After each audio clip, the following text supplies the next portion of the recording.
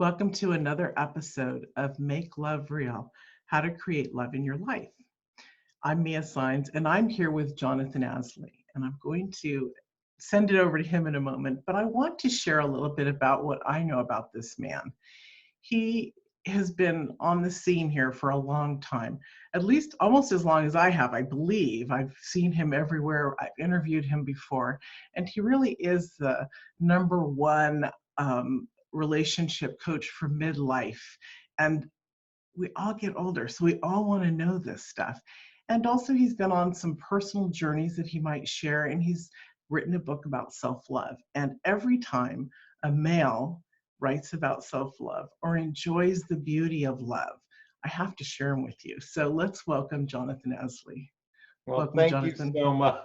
Thank you so much. And I don't like to be classified as number one, okay? Well, but you know what? That's fun to say because I you're know. pretty And I doggone just up want to there. say that to the audience, because there is no number one here. I'm just a person that offers perspective, certainly in the dating, mating, and relating realm. So thank you so much for having me. You're welcome. Thank you for being here.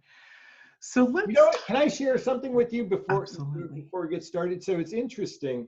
The word love, and you brought up how men, may not lean into that. Mm-hmm. What's fascinating to me as human beings is that, interestingly enough, while many women probably think they lean into that word a lot, I honestly believe that in any given day, the average human being doesn't even actively think of the word or contemplate the word itself, and then how they can navigate life through love.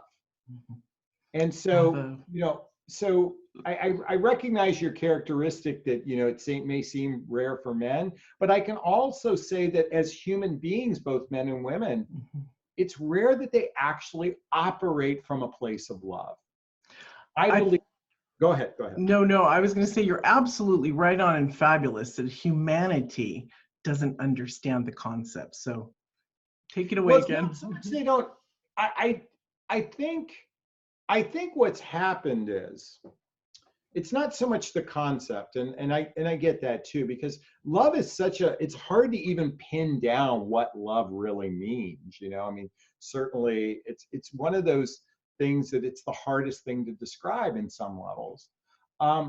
What I've observed within human beings is many times they're operating from either ego or fear. Mm-hmm. And much of our daily operating system is coming from a place of ego or fear. So right off the bat, for everyone watching and listening right now, I want you to really think about the word love, write it down in places, and then say to yourself, how am I going to operate from a place of love today? How am I going to operate? How am I going to navigate life today? And even try it for 10 minutes or 15 minutes or 1 hour. Just simply that much. I can tell you most people don't even give it 1 minute of time. Now, I'm not saying that we don't do loving acts like we take care of our children, or we might, change diapers, or we might take care of an elderly parent, or we might be giving flowers to our boyfriend or girlfriend or whatever. But really, how you operate your daily life from a place of love. And that's the invitation I'd like everyone to lean into. I agree. That invitation is amazing because it's a conscious awareness. Love is, right? Yeah. We know what you and I both find in people is they say, I don't know what love is, or what is self-love. What it is that's conscious awareness, like you said. Feel it, be into it, do your awareness around it. And what I have found is that it expands out to everything, to the plants, to our relationships, to the way we breathe, to the love of our body, to the universe, all of it. It becomes very encompassing. Government, politics, cultures, equality, it's all love. So as that. You've just said something, and you brought up self-love, and obviously for those are watching me right now, I have a t-shirt that says Self-Love Club, and I've written a book called What the Heck is Self-Love Anyway? Mm-hmm. That's my latest book. Self-love a lot of people struggle with it, and self-love can turn people off, and it can sound woo-woo or whatnot. And so for a moment, I'd like to just share what my perspective is on self-love. And self-love is our ability to self-nurture. In other words, to put the oxygen mask, like, you know, when you're on an airplane and they say, in case of cabin pressure change, you know, if you're traveling with small children, put the oxygen mask on yourself first. The idea is that oxygen is love. Literally, oxygen is the most loving thing, because we literally can't live without oxygen for 4 minutes, maybe 5 minutes. Some people a little bit longer, but at best. So it's the most loving thing that nurtures us. You know, next is food, or next is water, next is food, and then shelter. Self-love is giving that oxygen of love to yourself first. And let me give you examples of where we don't do it. Self-criticism, self-judgment, or guilt, resentment, comparing ourselves to other people. Those are all ways that we give away our power. We give away our sovereignty, especially judgment within ourselves. It's almost as if we're crucifying ourselves. And many people can relate to that.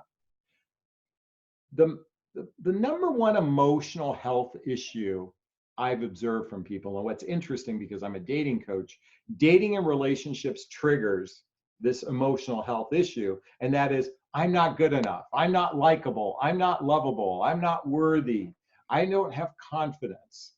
And so what's interesting, as a dating coach, I see it triggered from the dating and relationship realm, and yet it could just be anyone's daily life that might trigger that lack of self-worth. So self-love is the ability to nurture ourselves. And one of the reasons why I wrote a book is I put together 30 different types of examples of how we can love on ourselves in a very healthy, non-egoic, fear-based way. And that's something I'm very proud of. So, do you want to go into the book a little bit and share some of this stuff? And before I do, I want to share with your audience a little bit what was the inspiration for the book. So in 2017, my 88-year-old mother passed away. And it was one of these things where the doctor said, you need to go. She got a phone, she did some blood tests. She got a phone call, saying you need to go to the hospital. And we get to the hospital, or my mom and dad and my sister were there, and I get a phone call. And they said, well, look, you have acute leukemia. You're going to die in 7 days. Wow. We're like, you gotta be fucking kidding me. Like, she's normal. And they wanted to try some treatment on her. And sadly, she passed 3 weeks after she went in the hospital. And why I'm sharing this is it was my first experience of death. And death has a way of awakening us up. It really has a way of shaking up our lives in a whole different way. I'm sure anyone who's been to a funeral, you're sitting there, you're hearing a eulogy, and you're going to go, I'm not going to waste another minute of my life. You know, I'm going to go out with life with vigor and vitality, because life is precious. And I believe this happens to most people when you're at funerals, and certainly when you're faced with someone very close to you passing. While there's a mourning period and a grieving period, there's also that, I don't want to waste a moment of my life. And I was starting to feel very disillusioned with my dating coaching business. I'm just like frustrated. You know, when the average conversation is, why did you get ghosted, or why did men pull away, and all this trivial, not that there isn't importance to it, but all this egoic, fear-based conversation in the dating relationship realm, I just started to feel disillusioned. And I started to write blogs about self-love. The idea of nurturing our own soul, that you don't need a relationship to feel good about yourself. And that's hard, because we've been so conditioned throughout our lives that we need to feel love from others for us to feel good. It's almost as if that's the way we've been conditioned. So I'm leaning into self-love and writing blogs about it. And then 6 months after my mother passed away, my 19-year-old son passed away in an accident. Very sudden, you know, there was no chance to say goodbye. He was gone in an instant. And anyone who's a parent hearing this, I suspect, because I know for myself, my first reaction is, it's our greatest nightmare. It's our greatest fear. It's our greatest worry. Something happened to our children. And for those watching, that's a picture of my son right there, the one who passed away. That's my other son and I, and that's me. That's the back of my book cover. And as devastating as that was, as painful as it was to witness your lifeless child's body, I was at his eulogy, I was at his funeral giving the eulogy, and I stopped in the moment of the eulogy and I said, I'm going to grieve with love. I'm going to grieve with love. In other words, how can I experience this through the eyes and the heart of love instead of suffering and pain and anguish? And don't get me wrong, I have felt sadness, I felt anger, I felt depression, I felt all those things, but I wanted to lean into how can I navigate this experience with love? And what's interesting, and why I'm sharing this with everyone, is I had this fear for so long that this would happen.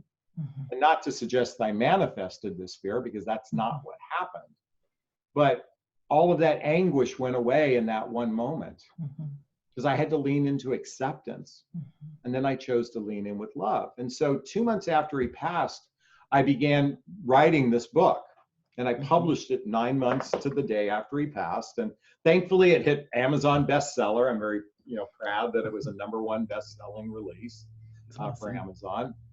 And the idea is, I really, in this conversation, encourage and invite everyone to lean into love every chance you get. Make that the way you operate in life. And so I always ask myself, whenever I'm faced with a challenge, whenever I'm faced with a frustration, and this holds true in the dating realm, what would love do? How would Yay! That's what I say. Hey. Exactly. Love it. Look, I even have it on a Post-it note. It says it right there. Good. That's brilliant, because when we operate from that, wow. So I know I took a long time to answer, and I don't know if I answered a question, but I wanted to share what was the impetus. Yeah. Everyone watching, it's easy, especially in the dating realm, to feel as though that if we have someone in our life, that we feel better about ourselves. And we need community, and we need support and love and companionship. Imagine living life where you don't need it for survival. It's something you may want, but you don't come from a place of need. That is truly loving on yourself. That's you being in your sovereignty. That's you being in your power. And when you can operate from your power, navigating the disruptions in life, when you approach it from what would love do, makes life a little bit easier. I think it helps with creating inner peace. And isn't that really, I prefer to live life with inner peace rather than pursuing happiness. There's in the Constitution or whatever, it says the pursuit of happiness. Yeah. I'm in the pursuit of inner peace. Yeah. And I'm saying that because that feels better, because whenever you shoot for happiness, you're going to get the corresponding yin to the yang. Right. I want to just be right in the equanimity in the middle. I think that it's really beautiful, because when you do move and choose peace or inner peace, you have your happiness, you have your joy, like you said, your sovereignty, it's balance, it's beauty. And the question, what would love do? It's funny, because after my mom died in December of last year, we were writing the family, and I always, the siblings are on, an email, and I always stop, always, and I ask myself, if somebody triggers me, how would love respond to this? And so I respond to people, and I teach that too, like you do. And my brother threw it back at me at one point. Well, he said, well, Mia, does this really show how love would do it? And I said, if that's how you feel, then yes, it is. Because it's our own individual interpretation of how kind and loving we can be. But when we do. You brought up something important here. Is it okay if I piggyback on that? Of course. So Our feelings are our guide. It's our barometer. It's actually the basis for our intuition. So for anyone who's a big fan of Star Wars, the way I am, the original, I mean, the first movie, is there's Luke Skywalker that goes out in this adventure and he connects with Obi-Wan Kenobi. And Obi-Wan Kenobi talks about the Force, right? The Force. Yeah. And the Force, another way of looking at it from the spiritual perspective, is source. It's universal energy. It's God, whatever you want to look at. That's what that was in the movie. And he says to Luke, if you want to tap into the Force, you have to feel your feelings. Allow the Force to flow through you, through your feelings. It wasn't through your logical mind. It was being able to tap into. So our feelings are our barometer. And typically, when we don't feel good about something, maybe we might feel agitated, maybe we might feel anxiety, maybe we might feel melancholy. Okay, that's a signal to check in. It's actually our intuition speaking to us and helping guide us. But oftentimes, many people stuff those emotions down instead of actually leaning into the emotions, because it is through our feelings that we can navigate life in a more a peaceful way, I should say. And of course, the way we operate, like you said, shoving it down, and everybody, remember, it's the way you're raised.